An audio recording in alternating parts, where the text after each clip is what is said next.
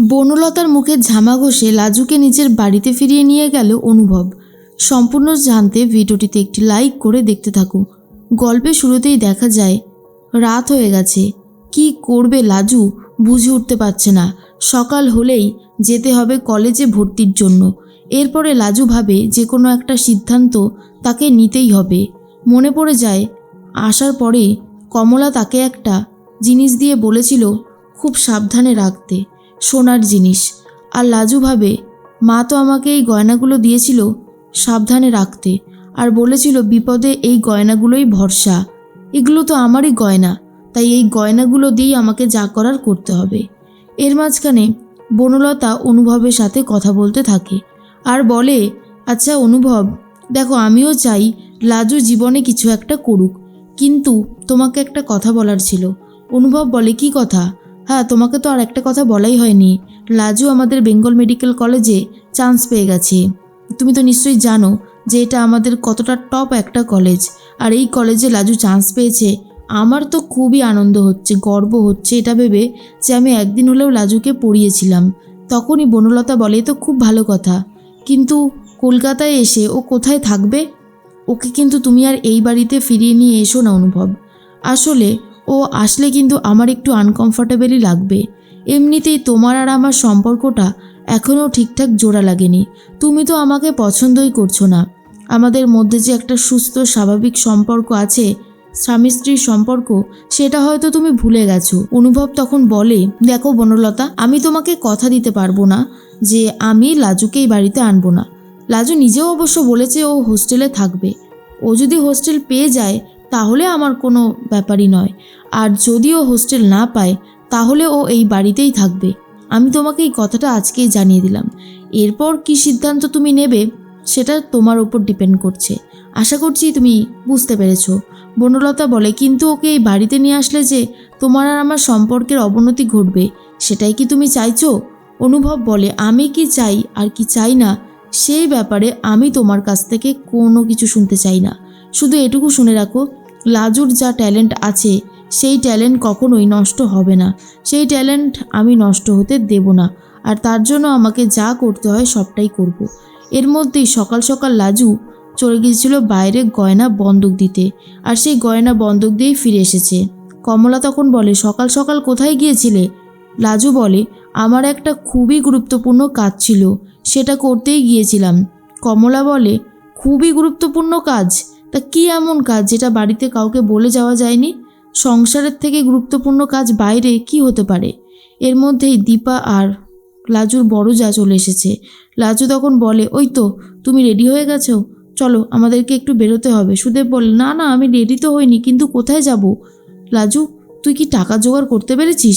লাজু তখন বলে, হ্যাঁ আমি টাকার জোগাড় করতে পেরেছি, তাই আমাদেরকে এখনই বেরোতে হবে, কলেজে ভর্তি হতে হবে। এটা শোনার পর কমলা বলে, তুমি রাতারাতি এত টাকার জোগাড় কি করে করতে পারলে? কি হলো, চুপ করে আছো কেন, বলো। লাজু বলে, করতে পেরেছি এটাই তো বড় কথা, কিভাবে করলাম সেটা জেনে আর কী বা হবে? কমলা তখন বলে, না না জানতে হবে। জানলে কি হবে মানে? আমাকে সবটা বলো, কোথা থেকে টাকার জোগাড় করলে? সুদেব তখন বলে, আরে মা থাক না, ও যখন জোগাড় করতে পেরেছে তবে অসুবিধাটার কি আছে? এরপরে কমলা বলে, আরে তুই যে এত বোকা আর মূর্খ সেটা আবারও প্রমাণিত হয়ে গেল। তোর বউ রাতারাতি টাকা জোগাড় করে আনলো, আর তুই তার কাছে জানতে পর্যন্ত চাইছিস না টাকাটা কিভাবে জোগাড় হলো? তোর মতন বোকা হয়তো এই গ্রামে আর একটাও নেই। এর মধ্যেই লাজু বলে, কেন তুমি দাঁড়িয়ে আছো কেন, যাও। এর মধ্যেই তখন কমলা বলে, বুঝতে পেরেছি যে তুমি কিভাবে টাকাটা জোগাড় করলে। লাজু বলে, বুঝতে যখন পেরেছো তখন আর আমাকে জিজ্ঞেস করছো কেন? কমলা বলে, তোমাকে আমি গয়নাগুলো রাখতে দিয়েছিলাম, বলেছিলাম বিপদে গয়নাগুলো কাজে লাগবে, আর তুমি সেই গয়নাগুলোকে বাইরে বেচে দিয়ে চলে এলে। লাজু বলে, আরে বেচে দিইনি, আমি ওগুলো বন্ধক দিয়ে 35,000 টাকা মতো নিয়ে এসেছি। কিছু আমার কাছে ক্যাশ ছিল, আর পুরস্কার জেতার টাকাটাও ছিল। ঠাম্মি আমাকে আসার সময় কিছু টাকা পয়সা দিয়েছিল।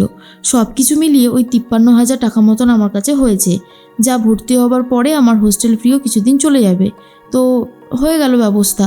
কমলা তো খুবই রেগে যায় আর লাজুকে ধরে মারবে বলে ঠিক করে। তখনই দীপা আর বড়জা দুজন মিলে আটকানোর চেষ্টা করে কমলাকে আর বলে মা ছেড়ে দিন, ও যখন করেই ফেলেছে তখন আর কি হবে। কমলা বলে তুমি ওই টাকা এক্ষুনি ফেরত দিয়ে গয়নাগুলো নিয়ে এসো, যাও। গয়নাগুলো তুমি কেন দিলে? এত কষ্ট করে গয়নাগুলো বানিয়েছিলাম আর তোমাকে দিয়েছিলাম। লাজু কমলার পা ধরে বলে মা আমি জানি আপনি অনেক কষ্ট করে গয়নাগুলো আমায় দিয়েছিলেন, সেই গয়নাগুলো আমি ঠিক ফিরিয়ে দেব, শুধু আমাকে একটু সময় দিন, আমাকে পড়তে দিন, আমি ডাক্তার হয়ে এসে একদিন গয়নাগুলো ফিরিয়ে নিয়ে আসব।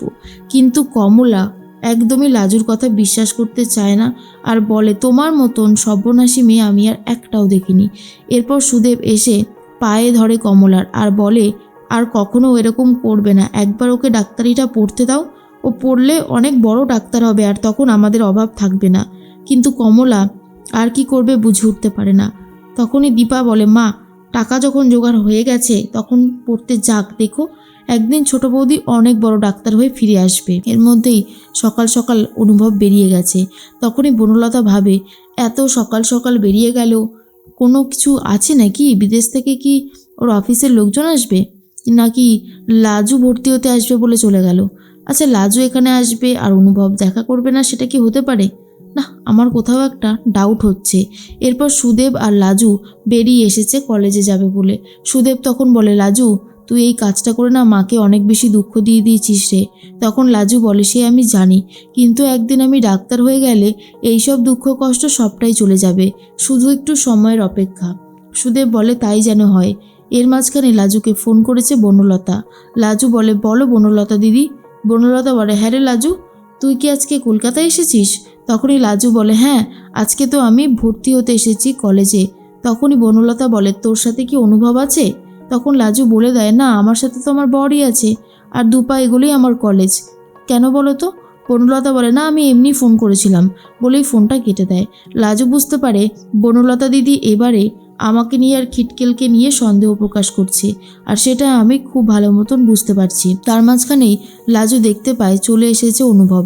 অনুভব বলে আরে লাজু এত দেরি করলে কেন? তোমার জন্য আমি কখন থেকে অপেক্ষা করছি বলো তো। তখনই লাজুর হাতে 50,000 টাকা তুলে দেয় অনুভব আর বলে নাও, এই টাকাটা নিয়ে তুমি ভর্তি হবে। লাজু বলে কেন? আমি তোমার থেকে টাকা নিতে যাব কেন? তুমি কি ভেবেছো যে তুমি এইভাবে আমাকে টাকা দেবে আর আমি হাত পেতে সেই টাকাটা নেব? সেটা কখনোই হবে না। আমাকে টাকা দিতে হবে না, তুমি যাও, বেরিয়ে যাও এখান থেকে। আর এই কথাটা শোনার পরে অনুভব জাস্ট চমকে যায়। কিন্তু লাজু কলেজে ভর্তি হওয়ার পর কিছুতেই আর হোস্টেল পায় না, কারণ হোস্টেল নেই। আর তখনই অনুভবের বাড়িতে যাবারই সিদ্ধান্ত নিয়ে নেয় লাজু, যা দেখার পর বনলতা অনেক বেশি রেগে যায়।